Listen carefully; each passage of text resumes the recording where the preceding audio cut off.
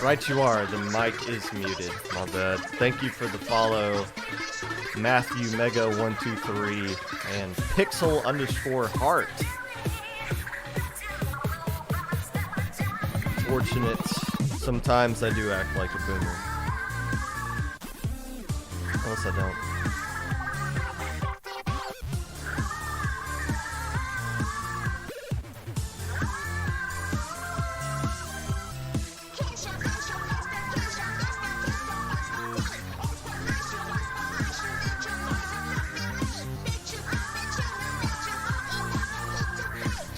Also, what makes you think that we're going to be talking about Ocean 7 today?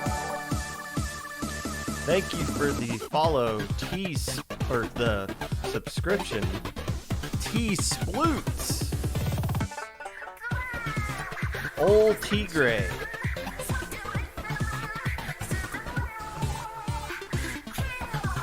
Never missing an opportunity to support your favorite streamer.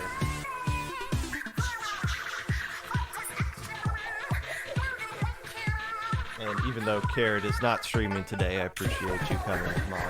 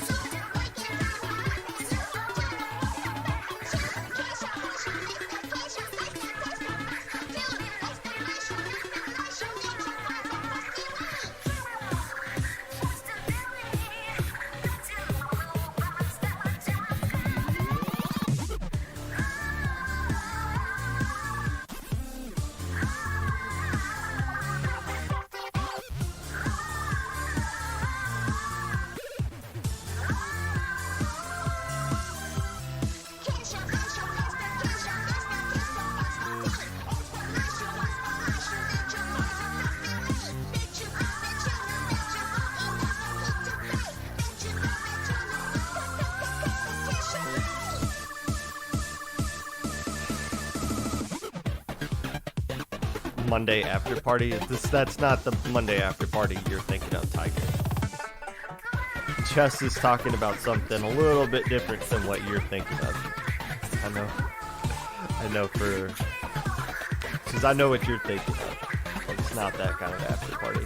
Hello, Carrot. Making a K-shot set right now. You're not. You are not just. Hello, Dimples. People actually party on a Monday? I don't know. I don't. I'm too old for that kind of nonsense. Can I pet Stuffle for you? Yes, I can do that. A little head scratch there. No, Addison got me that. Sent me that. Send me that Stuffle.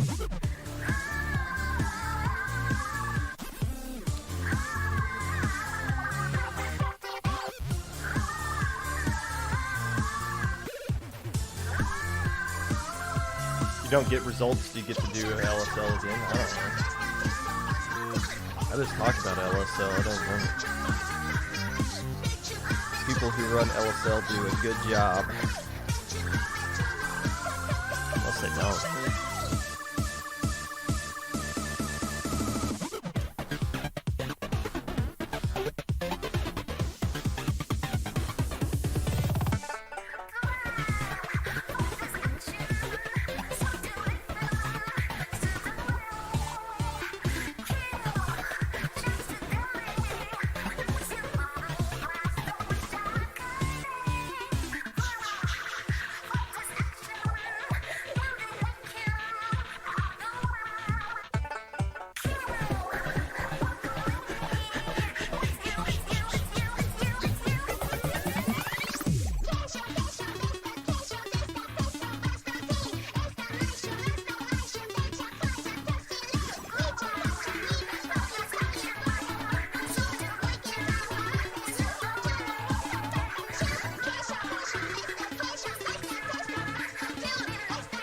gonna bop Moose's nose someday. Well, it's allergy season for Moose. And probably allergy season for you. So if you were to boot Moose's nose, I'm pretty sure you would have a sneezing fit for the rest of your days.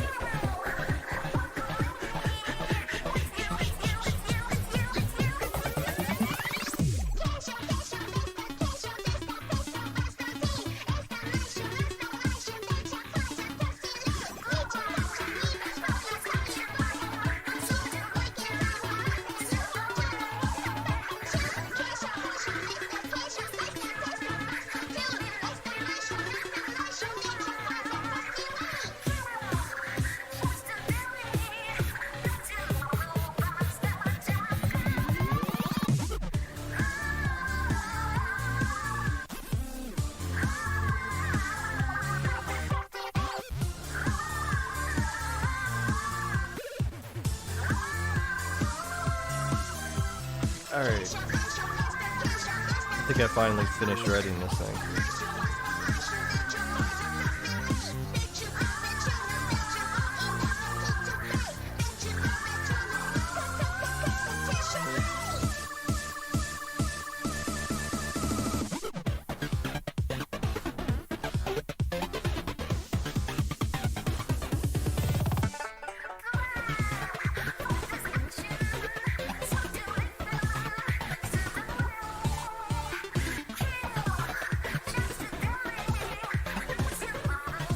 Hello, Sir Skit. Hello, Miss Popgun. Hello, Devil. DeVille's Jaw. D3 Bill's Jaw. I guess I should.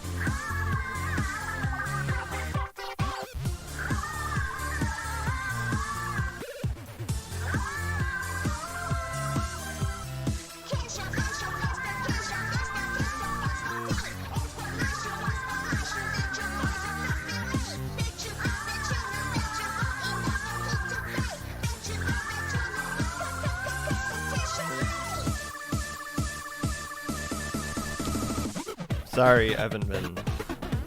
What all have I missed? Quartz is here. Hello. Hollow Quartz. This Popgun says Launch Point is very fun. I wouldn't know. I never got to play at Launch Point.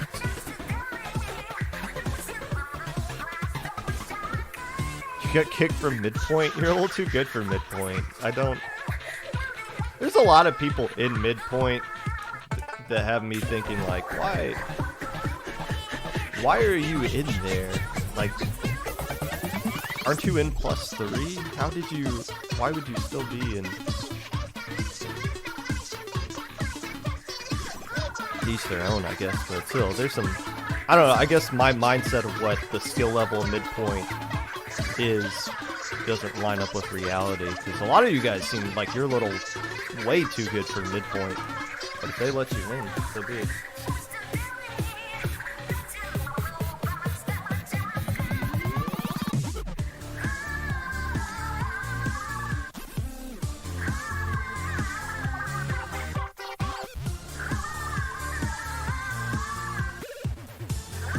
Or maybe all of you just suck and I didn't realize it. That's enough of that.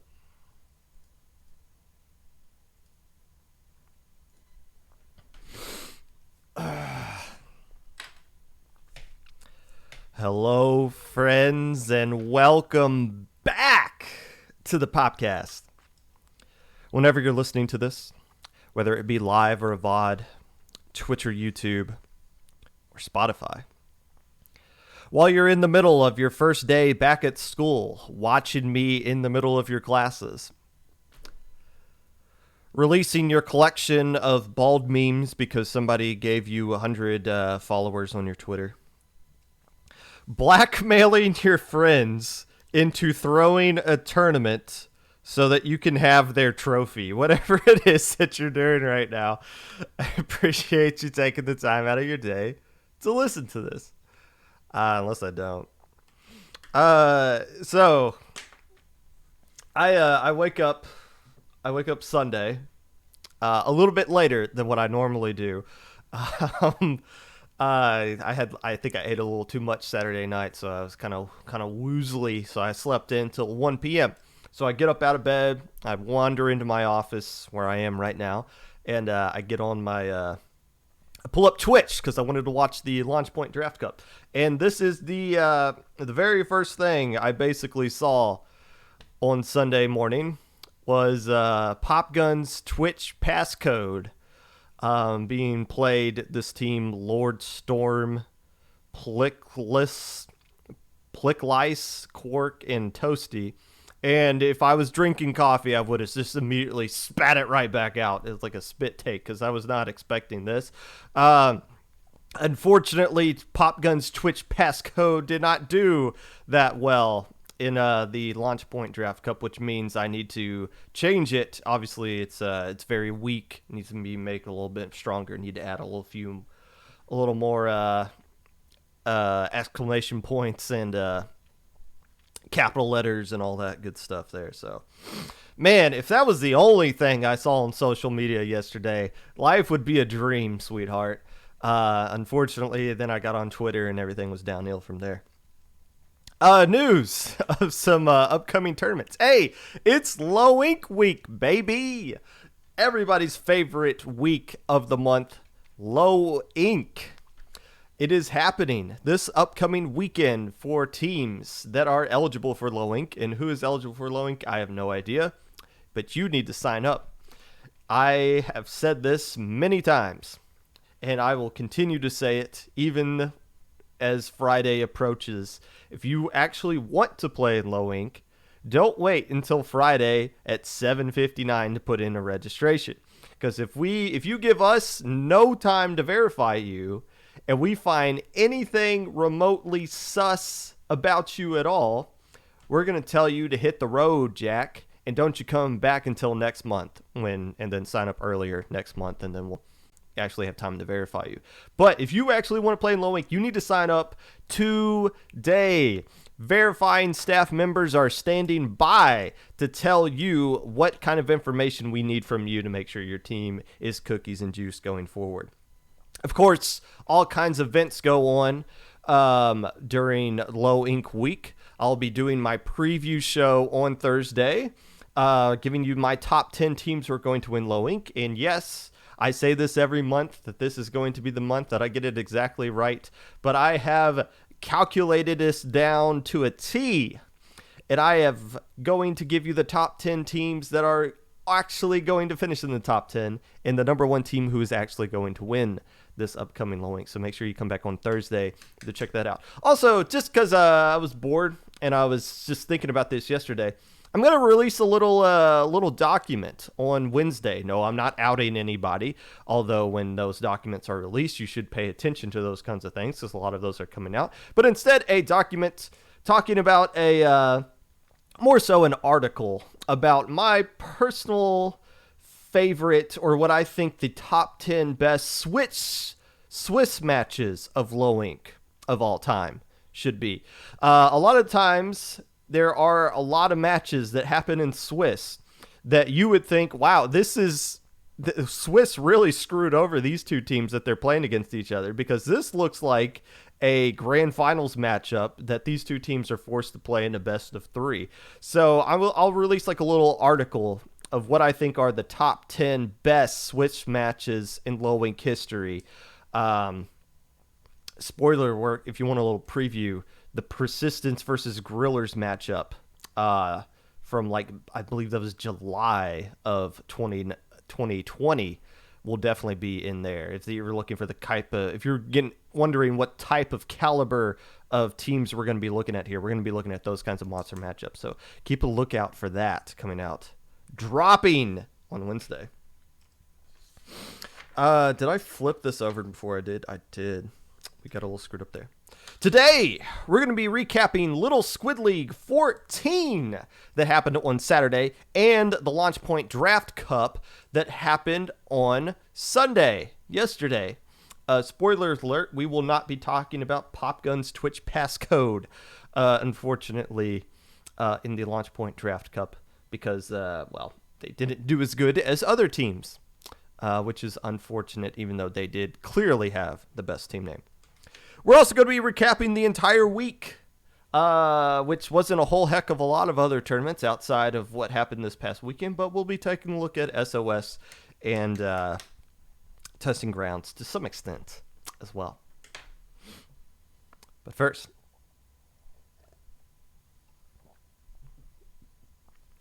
well, yesterday sucked, didn't it? I mean, outside of what I saw on Twitch, unfortunately, what I saw on Twitter was just a total, I don't know what word to describe it, so I'm just not going to. Now, it's been if you've been paying attention to Twitter for the past couple of weeks, which of course you have, how could you not? It's been a pretty heavy couple of weeks on Twitter in general. More people coming forward with documents of times that they've been harassed by other members in the community. A lot of those things have been being released lately, and it's good that those things are coming out. There's more stuff happening live right in front of our faces as kind of the weeks are going on. More just like the level of jackassery that is being displayed in this community seems like it's trying to be topped by somebody else, to see who can be the biggest jackass that we have in competitive Splatoon before this month is over. And right now there are a lot of candidates for the award of biggest jackass, splat ass. Let's go with that. Biggest splat ass of the month of August. But yesterday, man, where do you want to begin? I'm not going to do a deep dive into every single tweet that came out yesterday, but it was like one after another there was no chill yesterday at all. It started off with somebody, I believe Josh, releasing a document providing more insight into the conspiracy that happened in the Turf War tournament. We initially just thought it was the 4 people who were smurfing in alt accounts trying to cheat the tournament, but we found out that there are additional people who were trying to form another team that was going to beat all the other teams unless they played that specific Elite Four team in which they were going to throw. So basically create a way to where they could put a lot of losses on other teams and give a free win to Elite Four if they were to play against each other. At least that's my understanding of what that was, looking into it. And one of the players blackmailed another player, like, hey, I'm going to throw so that you can win and you're going to give me this trophy or else I'm going to expose you or something. It was so like grade school level of stupid that my brain couldn't comprehend it. And I'm not sitting here saying that I'm a smart person at all. So that tells you the level of dumb that was coming out of that entire situation. And again, the fact that any of them thought they could get away with any of that is beyond human comprehension. I mean, that's like robbing a bank and you're wearing glasses as your mask because it works for Clark Kent. Oh, that's not Superman. That's Clark Kent. He's wearing glasses. And then all of us being like, oh, wait a minute. If I just take those glasses off, it was Madhouse all along. Like, I cannot believe that whole situation was bonkers to begin with. And then the document that got released yesterday just took it to a whole nother level of bonkerness that I think may never be topped. In a Turf War tournament, my goodness, this is why we can't have Turf War tournaments, because of things like this. So that happened. Then something even more, so wrong. Like, somebody just has the worst idea you could possibly have in this community and decided to come forward with it. And I'm talking about this tournament and I hate that I'm giving attention to this, but we need to talk about this. Somebody is doing a tournament where you have to have one player on your team that is currently banned from Splat Safety. What in the actual hell is going on in the side of the head of the person who decided to release that on the Sindal bot thing that was thankfully immediately taken down, but somebody took a screenshot of it and we all saw it, so it got the attention that it wanted. And my goodness, what do I need to explain why this is a dumb idea? Why would somebody want to do something like this? Why would you want to give attention to people that have hurt so many people and groups and cultures in sexualities and races in this community? Why would you want to give those people another platform? Hey, these people might be racist, homophobic, transphobic, pedophiles. But here's a tournament to remind you that they are really good at a video game. Oh my goodness. I can't. That's so disappointing. That is an actual thing. And I'm glad that the vast majority of people that retweeted that or talked about it on Twitter, actually the vast majority, 100% of the people I saw talking about it were like, this is so horrible. I can't believe this exists. So that's good.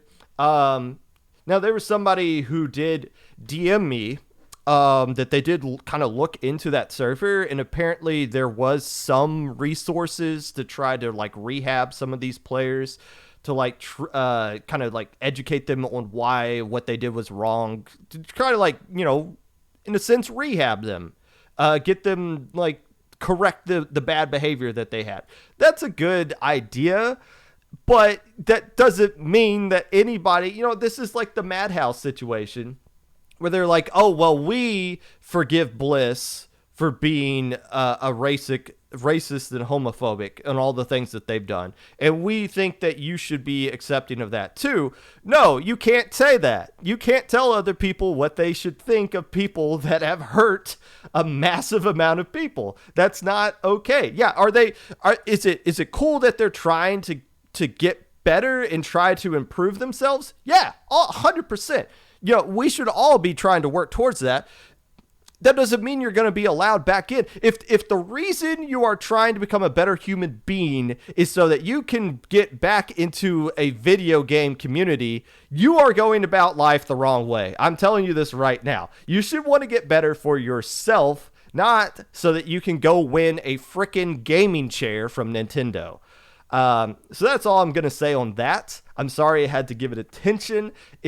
Please do not support this in any sort of way. If this becomes an actual stream or anything like that, do not watch it. Do not support the commentators. Do not support the TOs. This is the dumbest thing I think I've ever seen in this community. And whoever came up with this idea, you need to leave the community. I'm sorry. You are not a smart enough person to be associated with us in any form or fashion. That is just so dumb. I can't believe it. Lastly, a female player got suggested in the +3, and I'm using the word dumb and stupid a lot, but I can't come up with a better phrase to sum up all of this. But somebody left a sexist comment on a female player who was being suggested in the +3. It's so radically stupid because you should never do that to begin with.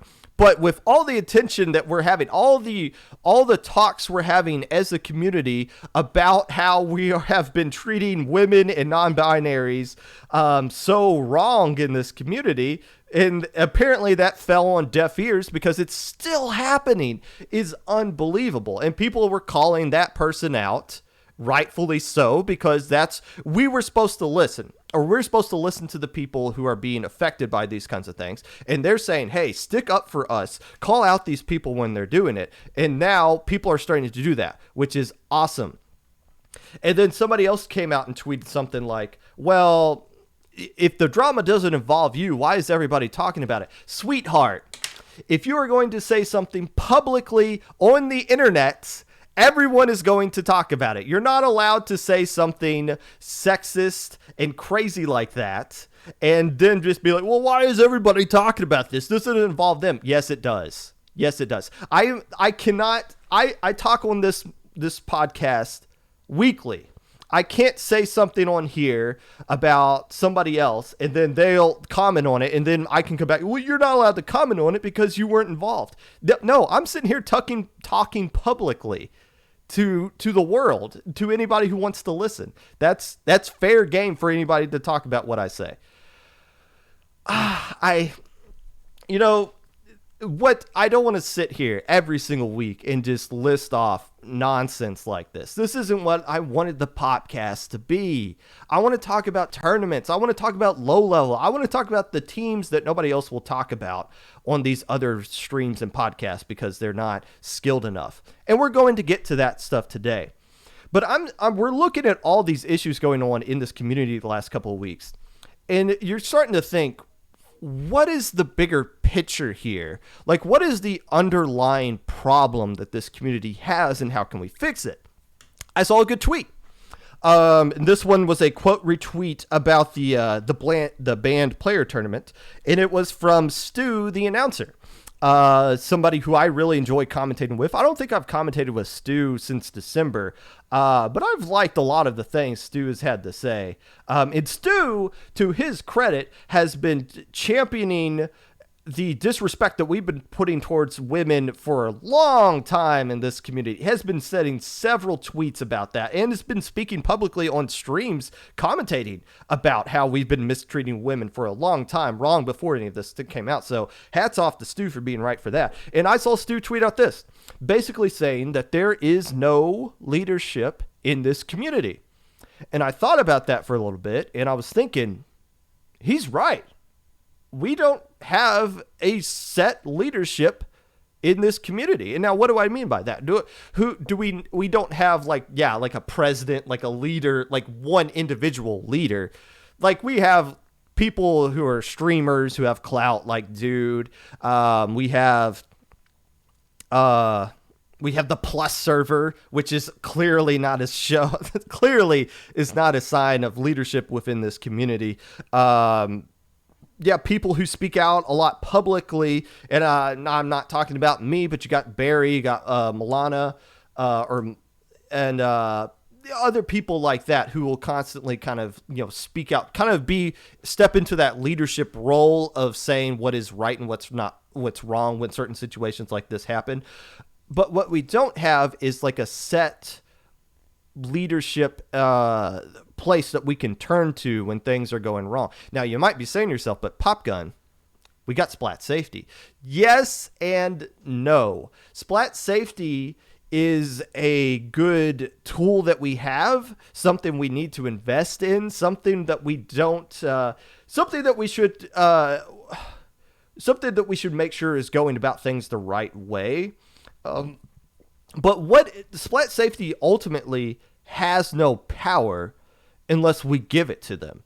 Splat Safety, all of their bans, they're not like going to these people's houses with warrants for their arrest when they issue a ban for somebody. They're just basically, this is our suggestion for all tournament organizations that you ban this specific player for this set amount of time.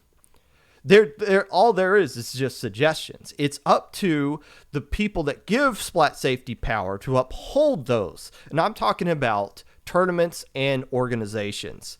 And that is why, and I'm never going to miss an opportunity to point out this failure from in-game TV, because this is I've said this a lot, but this is a really bad failure. And this is the repercussions of this failure in-game TV had that is carrying over to us to this day in other avenues. Of course, I'm talking about how they Splat Safety banned Slimy for 10 months, and then in-game TV said, nah, we're not, this is egregiously unwarranted, is the language they used about that ban, and said, we're fine with this. So that's unfortunate, and that is why in-game TV is now completely out of the running for being any sort of leadership in this entire community. So where do we go now? Like, who should we be turning to for leadership? I'll give you an example.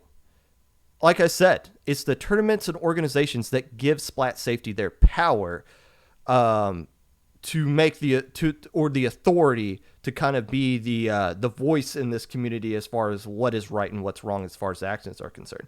But if we don't have tournaments and we don't have if we don't have tournaments and we don't have organizations, we don't have a competitive community.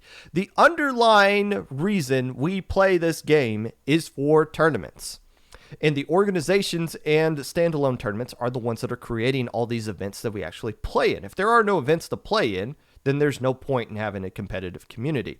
So that is where the leadership should be coming from. And it kind of ties into some of the things I've been talking about for a while now, specifically last week, when I was saying that we need more organizations like IPL.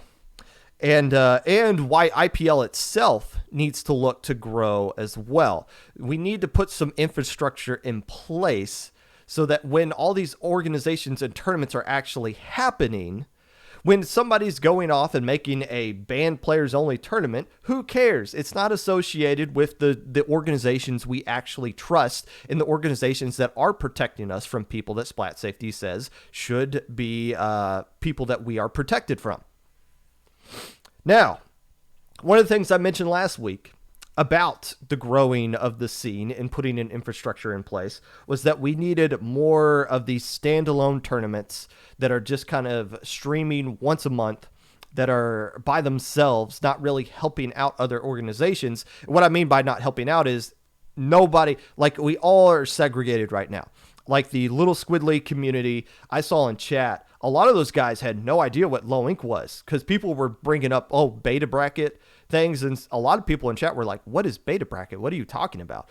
On the same with Squid Junction, the group of people that play in Squid Junction might have no idea that paddling pool is in existence. So it's like, yeah, these tournaments are doing great, but they're not really growing with each other. They're kind of growing by themselves and building their own communities within themselves. It's not really helping anybody else. Somebody was listening to what I said last week.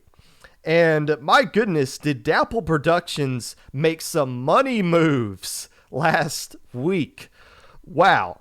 So Dapple Productions, here's what they did. And I'm not taking credit for this, but it is kind of ironic that I did talk about this last week. And then this is what Dapple Productions did. They went out and added paddling pool to their organization. They added Squid Junction to their organization, and then announced that they are doing a major, I believe the first weekend of September, called Snapshot.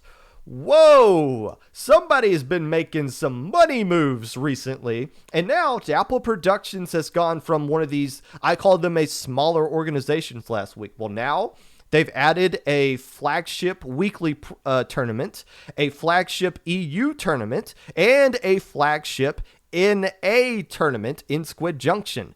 Okay, this is something that Dapple Productions just overnight became a legit organization. Well, I mean, it's not like they weren't legit before, but they were kind of that little cute little organization, and now they are something. They're looking pretty beefy right now, and that's awesome to see. The reason I had this idea in my head, and this is where I'm going to lose a lot of you except for Stu in chat, is what's been going on in college football this past month. So college football and a lot of the other college sports, but more so football, is segregated into different conferences. Each school is in their own conference. So this conference called the SEC, the Southeastern Conference, is traditionally the best football conference in the country. They're winning like the past 10 of the last 14 national championships. They're making the most money. They have the best teams in their conference compared to everybody else. They're already the top dog. They already are making the most money. And what did they do? They went out and they got Texas and Oklahoma from the Big 12, brought them into the SEC. And now you got even more teams in there. They're even better and they're making even more money. And it's causing the rest of the conferences to freak out. And now I saw a report where the Pac-12, the Big 10, and the ACC or something like that are looking to make a giant conference between all three of them just so they can hold a candle to the SEC. And that's kind of where I'm getting at here. I'm sitting here looking at what's going on there, thinking, okay, there's a lot of tournaments that are just kind of sitting out there waiting to find a home to go to before there's just nothing left for them to go to. And Dapple Productions, to their credit, went out and got their Texas and Oklahoma. And all of a sudden, when we're looking for more leadership, we got a little bit more places to look for. I've been saying this. I said this a lot last week. I'm going to say it here. We can't sit here and wait for Splatoon 3 to come and save us. Everybody's saying, well, when Splatoon 3 comes, then everything's going to change. We're going to bring in a whole lot of new blood, and everything's going to be great, and all these magical problems, all these problems we had are just going to magically disappear. No. We can't sit and wait for that to happen. We need to clearing out the crap now and build the infrastructure now so that when Splatoon 3 happens, we have a community that's free of all these splat asses that we're seeing on Twitter, or at least cleaned out most of them, and some infrastructures in place so that day one, we can be like, here's the place, all you new people in Splatoon 3, here is where you can come, here's where you go when you have an issue, here's the organizations that host these different tournaments and things you might be interested in.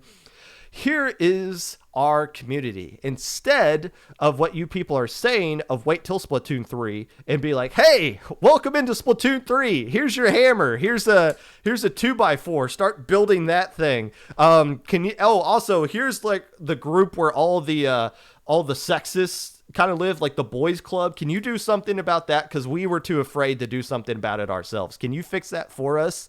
New person to Splatoon 3. So again, I think the answer to this is more organizations that are stable and strong. And it doesn't have to be new organizations popping up overnight, creating new tournaments. We already have a ton of tournaments in this community. Let's start investing in them and make them the leaders of all of this. And then let's see what happens. And if I'm wrong, then, well, I'm wrong. But I ain't seen you guys coming up with a better alternative.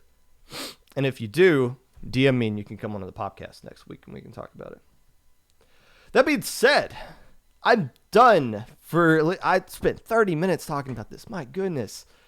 Let's talk about actual tournaments in this community and celebrate all the cool stuff that's going on there. Starting with the weekend recap.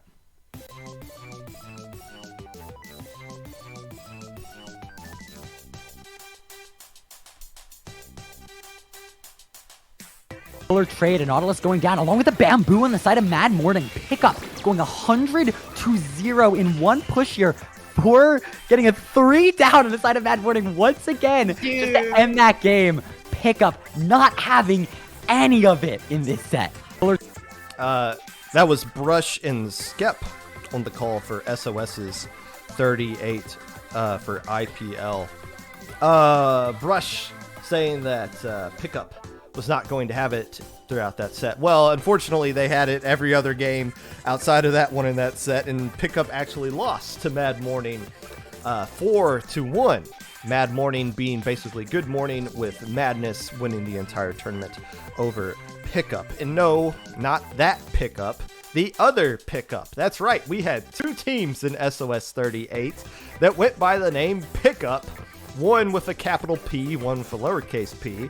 And those two teams actually played against each other in Top Cuts. And capital P Pickup beat lowercase p Pickup 3-2 in a very interesting set that basically just a snapshot of it shows you where the competitive scene is at right now. Pickup beats Pickup 3-2. The Pickup team that finished in second place here to Mad Morning is the same Pickup that won SOS 37 last week. Made up of Lucas, Burdon, and Misa, and the other player's name who I still cannot pronounce. Tuki won Hammerhead, I'm assuming for the 10th straight time in a row. AXOLT, Azolt won Mako Bracket, and the team that won Lantern Bracket is, quote, playing SOS because we don't have dates, end quote. Look, guys, just because you're playing in SOS doesn't mean you're single. I'm married, and I've played in about 50 tournaments over the course of my career, and my wife has played in several as well. Sometimes played against my wife in a tournament. It's almost like a date, except it's not, and it's really not fun at all. Regardless, also want to note, Up the Ante took third place in a Lantern Bracket. Shout out to those guys. So there you go. That was SOS 38. Moving on to the final testing grounds ever, Testing Grounds 23. Another one, and they are continuing to clear those penalty points, trying to remove any barriers that they have from being the winners of the final Testing Grounds. They clear those penalty points. They only need 2 more clams, and they say, "No, we're gonna dunk a power." That was once again Skep, and this time Cater, not to be confused with Crunch, on the call for IPL's Testing Ground 23, the final Testing Grounds, as Foams 2 got the upset win there over Micklin Heroes 4-2. Interestingly enough, Micklin Heroes swept Foams 2 earlier in this tournament by a combined score of 3-0 in the Swiss stage. Carnage Taking took third place in this tournament over Mocha, and that is the end of Testing Ground forever. Now, what's going to replace Testing Grounds? You'll just have to wait and see. There might be something in the works, unless there's not. But still, Testing Ground, a great tournament series that we have. Sad to see it go. One of the flagship bi-monthly or bi-weekly tournaments that we had in competitive Splatoon, and was the first tournament of 2021 on New Year's Day.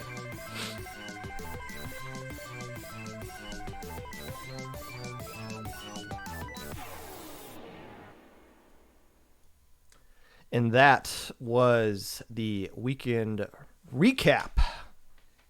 Sponsored by Monarchy, who is currently fixing our car right now, and told my wife that it will be fixed shortly, and named a part that they are getting that neither of us have ever heard of, that we'll be Googling later. But if you want to get your oil changed or whatever else they do at Monarchy, I don't know, go do it, because they are the unofficial sponsor of the weekend recap for this week.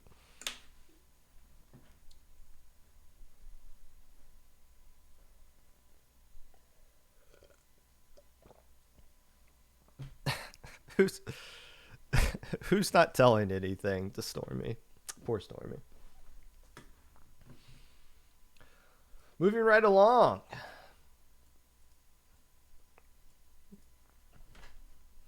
To the tournament that has produced some of the worst, if not the worst, pickup team names in competitive Splatoon history. It is the Launch Point Draft Cup, or should I say the Launch Point Graduation Cup, that happened just yesterday. 21 teams signed up for this tournament. A lot of drops were coming in last minute as well. Now, not teams dropping themselves, but more so players themselves dropping out of the tournament, which is always frustrating for these draft cup, these all-star tournaments, is you only get 4 people, but if one person doesn't show up, or they just don't wake up, or they just don't feel like playing, or whatever, for whatever reason, then your entire team is just screwed, and you need a sub somehow to get it all figured out. Well, how do you add a sub to a team that's supposed to be balanced and make sure everything is still balanced throughout the entire tournament, and you don't accidentally create one monster team that just dominates everybody? Well, however all of that got put together, the credit goes to, I believe, Wug and Moo, and I guess their staff, for reworking a lot of teams last minute and getting everything in place. One of the rules in this tournament, this was the graduation tournament, so graduates were able to come back and play in this tournament. The rule was you can't have more than one graduate on your team, and there was some debate about that we'll get into later. But still, this kind of, the fact that graduates were able to come back, this kind of highlights, because a lot of the people I saw on stream yesterday, I was like, wow, I didn't realize that person came from Launch Point, or that person used to be in Launch Point. Because there were some really good players that played in the tournament yesterday. And it just kind of goes to highlight how critical, or not, how critically important Launch Point is to low level. How I remember talking about on an episode a long time ago, I guess back in December actually, how it'd be cool if we could chart the growth of a player from Launch Point all the way through to the Plus servers. We're starting to be able to do that. One of the players I saw yesterday was Dan the man of Operation Paradox, who has been doing really well in SOS tournaments, kind of teeter-totter between Hammerhead and Great White. And then, of course, Omega of several teams, I guess most notably on Crack and Miracle, and was on Foams too, who won Testing Grounds 23 in the weekend recap we were talking about there. Both those players played in the Draft Cup this past weekend, and they were both surprised. I was like, wow, I didn't think Omega was from Launch Point, but it made sense thinking back to those SOS or Splatter Swim days. And when Launch Point was coming around, but still, you look at those two players in particular, where they are right now. They're both, is Dan the Man in +3? If not, Dan the Man is easily a +3 caliber skill level player, and I know Omega's in there. So to see these kinds of players come back and play in the Launch Point Draft Cup was cool to see. And I don't know if it's fair to say, oh, this is an inspiration for all these other players. But no, it's cool to see players that come from Launch Point go on to bigger and better things, so that everyone can kind of see, hey, there is a future for me. Or like there is like a path out of low level into mid-level hell, which sucks for all of us. It was announced during the tournament, a big announcement that there's now going to be a graduation draft going forward, or graduation drafts that you can do going forward. And I'll read like the official announcement here because I haven't looked too much into it other than what my wife told me yesterday. That's right. Grads have been asking, and after some discussion with Midpoint, our lovely Launch Point graduates are getting a dedicated graduate draft section. Once a dead zone between Launch Point and Midpoint. Hey, I like that they're addressing that. If you have a Launch Point graduate role, you'll be allowed to into this draft system. Grad drafts will be launched next cycle. More details coming soon. I like that. Now, not to throw shade at Midpoint, but if you've listened to a lot of episodes of the Popcast, which I know you do, I have called, whenever I talk about Midpoint, it's usually because I think they're bad to some extent. Not the players in it, but just how that organization has always been kind of weird.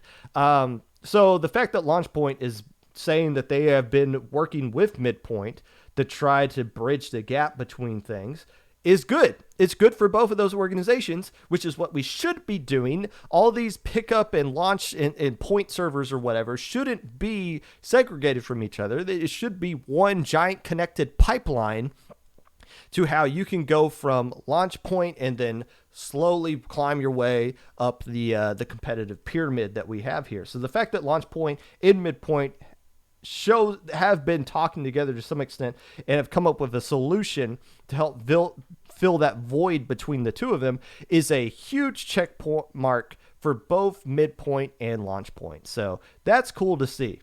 And is good for a lot of teams going forward. Because I think the problem here is that a lot of players graduate and then they don't get into Midpoint for whatever stupid reason. So now having something like this helps a lot of people that need that kind of help. Now, what happens if you're too good for Midpoint and +3? Well, it seems like +3 players are in Midpoint, so I guess that there is no gap there. So all issues solved.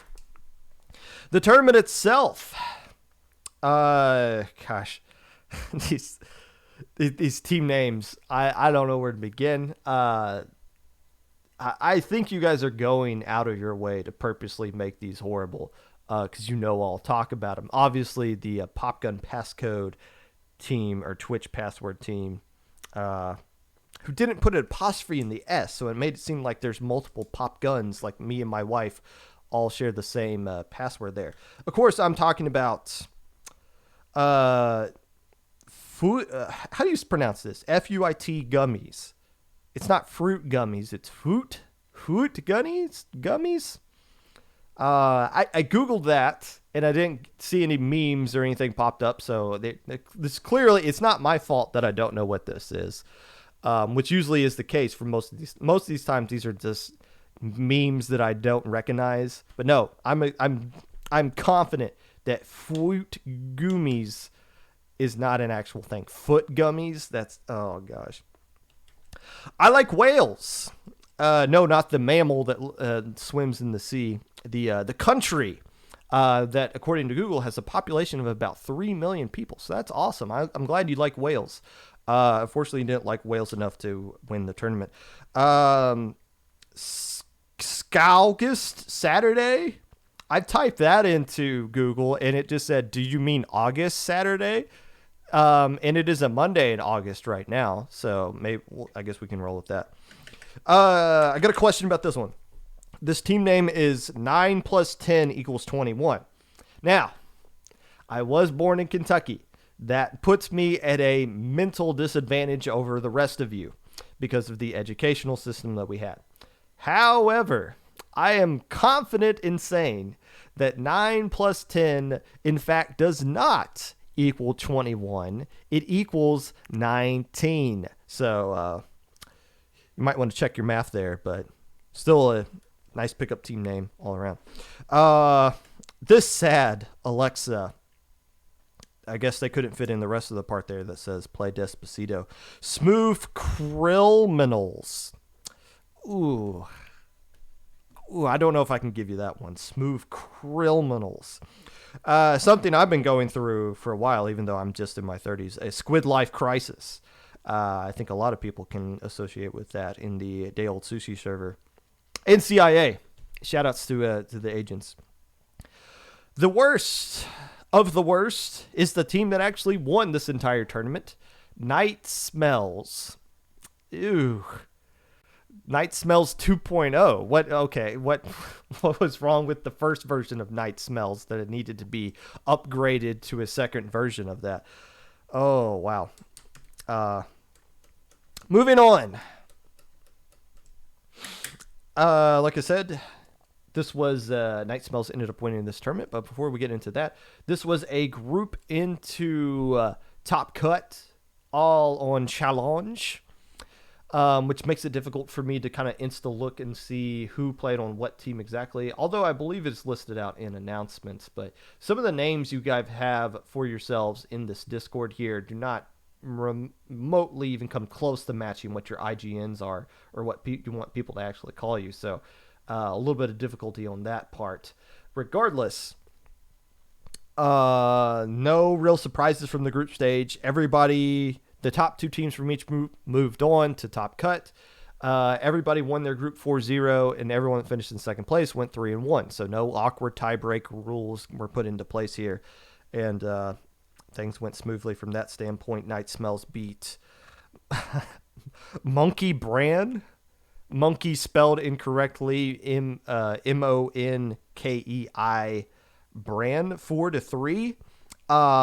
In a very good, a very competitive set that we're kind of used to seeing from these draft tournaments. And that midpoint had a draft cup that usually goes to a bracket reset, best of 7 set. But that's mainly because those tournaments last way longer than they're supposed to, and you end up getting teams that are just brain dead playing against each other. This one tournament, though, only lasts 5.5 hours.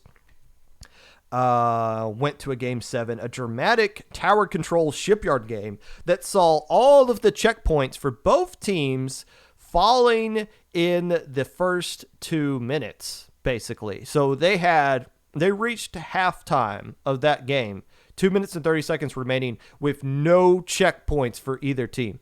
None. That is exciting. A very exciting way to have a game 3. And I believe Night Smells was the team that got the lead first, and they were able to hold on to it at the end there, despite several attempts by Monkey Bran to get past that second checkpoint, but just not enough to get over the hump and get the win that they so desperately desired there. I did like... No. Div Omega. I'll take a guess as to who was on that team. Took third place over the team I Like Whales. Again, the country of whales, not the fish, the mammal. I don't know what the prizes were here. I kind of looked into the announcements. I didn't see what it was. I know it's usually like a keychain that goes along with this, so I don't know if there's going to be another keychain sent out. I think my wife got her keychains recently. Some Squid stuff that she's going to be bringing along to the upcoming Riptide, if that's still going to be a thing with all the Delta variant that's going around. But still, it's cool to have like something physical that you can have as like a trophy that you don't have to blackmail your friends to get. You can actually earn it outright. Cool to see. Last thing I want to talk about with this tournament, this is something that kind of bleeds over into a lot of low-level tournaments that always kind of irks me, and I feel like irks a lot of other TOs. I was looking at the feedback session here because I was curious what, I didn't play in this tournament, but I was curious what other people were thinking who actually did play in this tournament, how they felt about it. A lot of the feedback was centered around the eligibility of some of these players, or at least some of these teams that were put together. Because they were talking about, again, I said you could only have one graduate on your team, and they were calling out, well, this person was a graduate, and they were on this team with this other graduate, so this team should have been illegal. And turns out that wasn't true at all. And I've seen a lot of this stuff in both the Launch Point Twitch chat and the Little Squid League Twitch chat as well during their grand finals. There are people like, why is this player here? This player used to be on this or did accomplish this. They should be banned from this thing. Or why did this team get put together? It shouldn't be that way. Oh, that's so frustrating. as a TO, because TOing low-level tournaments requires a lot more prep work before the tournament actually starts than it does to for a open invite tournament. And the issue with that is that as a TO, you spend a lot of time verifying everybody, and that's why I'm telling you guys, sign up for Lone Week now to help your TOs out so they can get stuff done. It's so frustrating when you spend a lot of time verifying people and making sure you get everything right, and that everyone in your tournament is who they say they are, and that everything is clear, only to see somebody go into a Twitch chat and be like, whoa, I know that guy. That guy's not allowed to be in LSL. That's not fair at all. And it's like, oh my gosh. And then other people will be like, hey, yeah. Like other people will get onto that bandwagon. And then you as the TO are like, no, here's like 30 minutes of my life that I spent on this person, making sure that they were actually legit and fair for this tournament. And it's so frustrating that it's hard to kind of convey that, because you don't want to just like dox somebody's Battlefy history completely, or their entire tournament history as to why you let them into the tournament. But so many times there's people in Twitch chat that think they figured it out, something that somebody who spent a lot of time looking into it didn't, and is trying to expose it right then and there on Twitch chat. And every single time I've seen that happen, the person in Twitch has been 100% wrong, and it's so frustrating. I get it. I mean, I get that kind of frustration of seeing somebody who you think is illegal for the tournament, but like, do we really need to start witch hunts in the middle of grand finals of all these tournaments? It happened both Launch Point and Little Squid League, and it's happened in Low Wing several times too. I'm telling you guys, stop. I'm not saying that people haven't successfully snuck their way through tournaments in low level before, because they have. We all know they have. But to question somebody's legality in the middle of a set is taking attention away from the awesome display of greatness that we're seeing put on stream in these grand finals, versus, oh, well, now everybody's just looking through. Everyone's just starting a witch hunt for no reason. Regardless, Launch Point's Draft Cup staff, I believe Moo and Wug and anybody else that I'm missing here, nice job. You guys put on a really good show, really good stream, and shout out to everybody involved in that. It looks like everyone had a fun time. Launch Point Draft Cup, the best server that we have for drafts, regardless of skill level.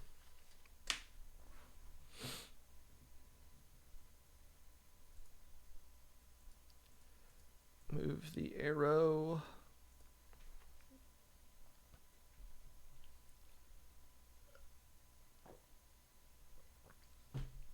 I see something about Parias getting DMs at midnight about stuff like that. I mean, that sounds about right. The problem with that is that like, I'll wake up sometimes to DMs at like that came at 4 a.m, and it's from someone from Europe, you know, and of course they're DMing me as soon as they wake up, and I'll see it when I wake up. But it's like 4 a.m. My first thought is like, oh, this is you. If you're hoping for me to give you a favorable ruling in something in 4 a.m, even though you might not realize it's 4 a.m, this is not going to be a fun conversation for either of us. Regardless, moving right along to Little Squid League 14, which I get a lot of people who will come out just for the Little Squid League episodes of the podcast. Thank you for coming out. Thank you for watching and following and all that stuff. It's good to see the LSL fan base grow over the course of time. I think the first Little Squid League I covered was the 4th or 5th one, back when it was on Challenge, back when like Pure Divinity was playing in Little Squid League, which is weird to think about. But it's good to see all the LSL people.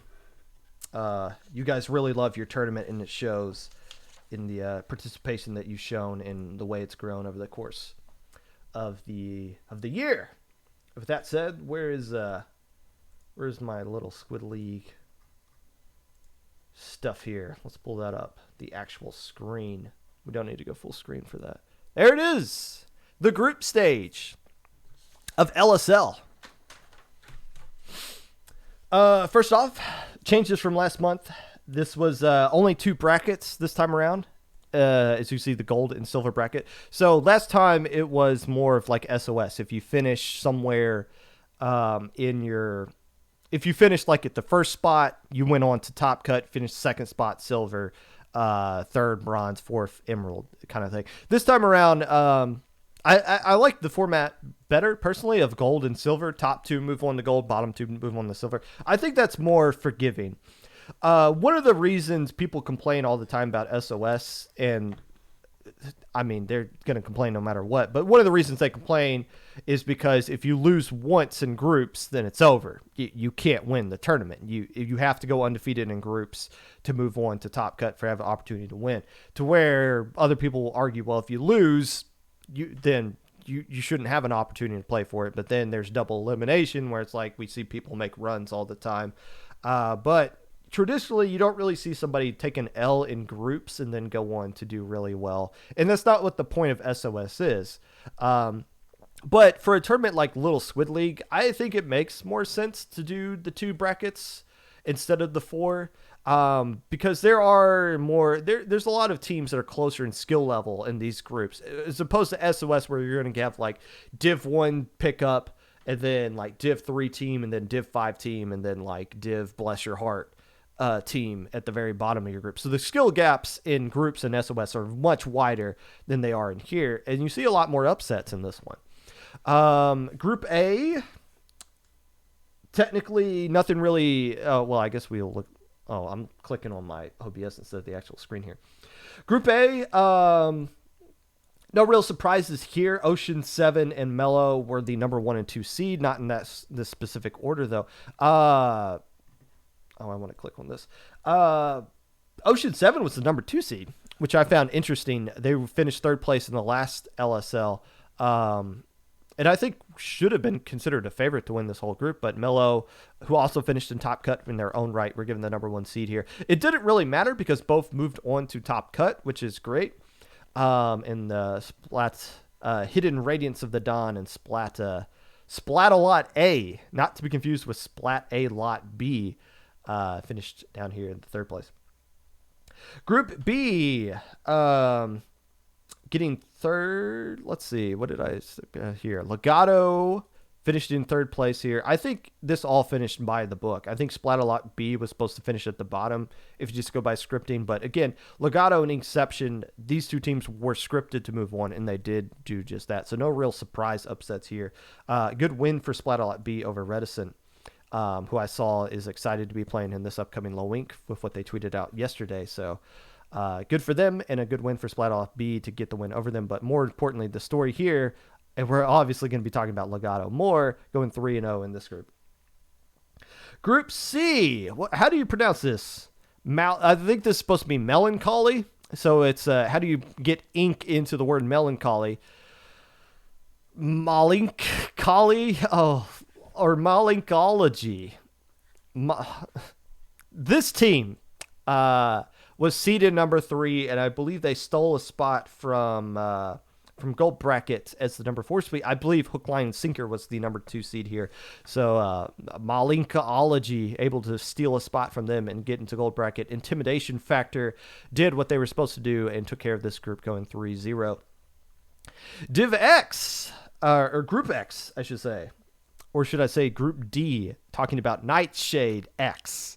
Went 3-0 in this group. The key match here, though, being the Firefin Flamebacks getting a win over Arcadia, 2-1, and this was actually on stream. It went to a final game 3 with both teams tied at 1 apiece. And where did I put my notes? In here. Oh, I'm looking at the wrong thing. Game 3 was Rainmaker Shipyard. That's right. And there was basically a stalemate until the final 30 seconds. Man, there are a lot of of Shipyard games over the past weekend that were very critical in a lot of senses. Both game 7s from the weekend were on Shipyard, and the game between Firefin and Arcadia came down to just Firefin's getting the one push that won the game in the final seconds of that one, and changed the course, the fate for these two teams. We're going to talk more about Arcadia later, but good win for Firefin comebacks. Flamebacks, nonetheless. And obviously, Nightshade X did pretty well as well. Oh, gosh. I don't think I've ever pronounced these guys correctly. Senak Jai went 3-0 in this group. Title of Bliss 2-1. And this is not really that big of a shakeup here. I think because these two teams were scripted to like go. I think Title Bliss was like the number 1 seed, and Sanakji, as air sign is saying in chat, thank you, was the number 2 seed, finished 1 here. And this is an example of why the gold and silver bracket only makes sense, because groups is more forgiving. You're allowed to take a loss. Like Title Abyss technically took an upset loss here, but it doesn't ruin the rest of their Saturday and the rest of their month, essentially. Like, it's more forgiving. You can't screw up twice, but you can at least screw up once here. And as long as you take care of business against the other teams you're supposed to be, which Title Abyss did, then you're still going to be fine and be in a position to get a dub in this tournament. Group F. The D word showing up here. Dropped twice. Now, this is fine. It's fine that these drops happened to these two teams in particular, because Inker Swim was going to make top cut anyways. They made top cut in the last month's SOS, or Little Squid League, I should say, and also made top cut in the Flutie Div C tournament. So Inker Swim's been doing pretty good. And you would imagine they would have made top cut anyways if these other teams didn't drop. The team that would have been questionable would have been Bamboo Dragons. Of course, they're capable of making a top cut, but they flat out earned it here by beating Inker Swim, the only team they actually played in group, 2-1. So the fact that Bamboo Dragons beat a team at the caliber of Inker Swim makes me feel good that these two teams moved on to top cut anyways, because they both deserved it outright, even with the free wins they got because of the drops here. Last but certainly not least, Group G. BitClam here stole a spot from Sabotage, beating them 2-1 in round 2. Up the ante, the number 1 seed took care of business against all these other teams and moved on to top cut themselves. Up the ante, constantly upping the ante. And a gambling term. I hope these guys aren't actually gambling unless it comes to channel points. Looking into the 2 brackets, and then we'll call it an episode, if that sounds good to you guys. Starting off with the silver bracket, and we can expand that sucker to full screen here. This was more, and you know, when there's only 2 brackets this time around, it does make silver bracket a little bit more interesting as well. This became more of a revenge bracket for some of these teams, because I guarantee you, the teams that finished near the top of this bracket probably, besides Oofish, probably weren't crazy happy to be there, considering a lot of these teams were seeded to go on to gold bracket anyways. Arcadia being the number 2 seed, I talked about that was the team that lost to Firefin on that Rainmaker game in just the closing seconds. Did not lose for the rest of the day. 3-0 Hidden Radiance, 3-0 Splat-A-Lot A, and 4-0 Oofish. Oofish, a team that took second place, actually got first place in Emerald bracket last month. So this is a team that did decently well last low ink. Able to get a win in groups this time around and continue this streak going here, 3-0ing Steel Sharks and getting a nice win against Hook, Line, and Sinker, who ultimately ended up taking third place. So this is a good performance for Oofish. A good sign of improvement as well, and even a better statement by Arcadia saying, hey, we don't belong here. But a lot of times when a team doesn't belong in the group that or the bracket they're supposed to be in, they could come in it with an attitude of, well, this is just a waste of time, and then they get upset, and then the team that upsets them takes it to Twitter and be like, we beat this team and this is the best thing ever. Avoiding the upsets and just dominating 10-0 in silver bracket as they should do. Nicely done, Arcadia. I do want to talk about Hook, Line, and Sinker, another team that finished as the number 2 seed in their group. Taking third here in this one, going 2-1 in their group and getting into silver bracket last month, sticking into silver bracket this time around because, well, they lost to Legato last time, if that tells you anything about how well they performed last month. But Hook, Line, and Sinker taking care of business here, going up against Sabotage, another number 2 seed, and it's 3-0ing them, and getting a win here against Splat-A-Lot A, who's taking 4th place. I do want to point out, Splat-A-Lot A and Splat-A-Lot B. I don't. Is this a clan? Is these just friends or whatever? Whatever it is, I'm glad they actually got to play against each other. And now Splat-A-Lot A gets the whole bragging rights over Splat-A-Lot B, at least until they play each other again. Hopefully in this upcoming low week. Gold bracket. Let's center that a little bit more there. Not crazy competitive in some points. These first round matchups are all 1 teams versus 2 teams. Basically, the teams that went 3-0 are at the top, and teams that went 2-1 in their groups are at the bottom here. A couple of upsets. Inception got the win over Mello, who I've considered to be a really strong team. It's number 8 and 9 seed here. I guess that's not really upset. I think these are 2 teams that went 2-1. Firefin comebacks, beating Bamboo Dragons, and Title Abyss killing, knocking off Sonic G. Sonic G, I believe is a safe pronunciation for that one. But when it got into this second round here, we started to separate the number 1 seeds from the number 2 seeds here. A lot of 3-0s, a lot of domination going on here, and kind of continued this trend into the semifinals here. But all the teams that are in the semifinals are really strong teams in their own right, as you see of how close they competed against each other in their respective final sets. Ocean 7 getting the 3-1 win over Intimidation Factor, and Nightshade X falling to Legato 3-0. Let's talk about the 3rd place match real quick before we get into other things. Being for Nightshade, they finished 3rd in silver last month. This time around, they are now Nightshade X, going up to the X rank, and now are finishing 3rd in gold. So that's quite an adjustment for Nightshade X, as they have blown up over the course of the month here. That extra X has bumped them up a little bit. Beating the last month gold bracket team Intimidation Factor 3-2 here in what looked to be a really close set. I don't know if there's counter picks or not in the 3rd place match, or if these sets are actually these maps are predetermined, but regardless, this is a good result for Nightshade X. I'm pretty sure they feel good about this, as they should, even though the only team to beat them the entire tournament was the team that won the whole tournament, Legato. Speaking of Legato in Ocean 7, this is this was a really good set. This was a really good set. Legato won the first 2 games. Then Ocean 7 woke up and dominated the next 3, only for Legato to come back and win the final 2 to close out this set. And this was a counter pick set. Grand Finals was counter pick, instead of all the other sets leading up to us, as you can see here at the top.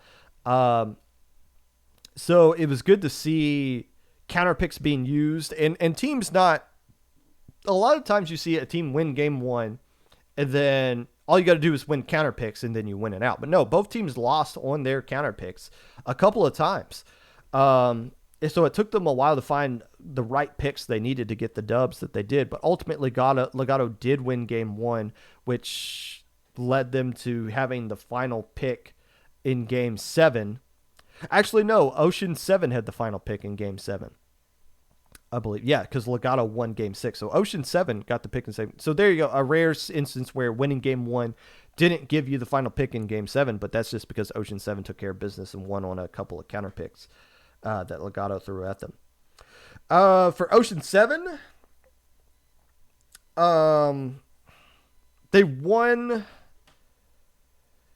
it looked like they were going to be the favorite to get here. I don't think Legato played. Well, no, they did, but I felt like Legato had improved a lot. They finished in 3rd place or 4th place in Gamma Bracket of Low Inc. last month. It obviously did really well here, but that game 7 was Rainmaker Shipyard. Again, Rainmaker Shipyard showing its ugly head in these low-level tournaments and always providing excitement.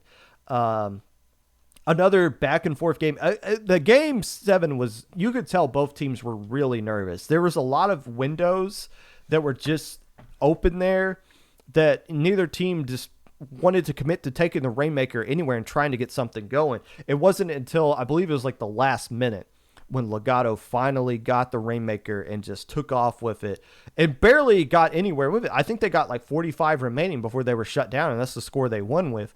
If Ocean 7 was able to do that leap of faith when the bridge is up, it like die with the Rainmaker jumping into the void there, they would have got lead, but they couldn't. Ocean 7, their problem was, I think they only grabbed Rainmaker once the entire set.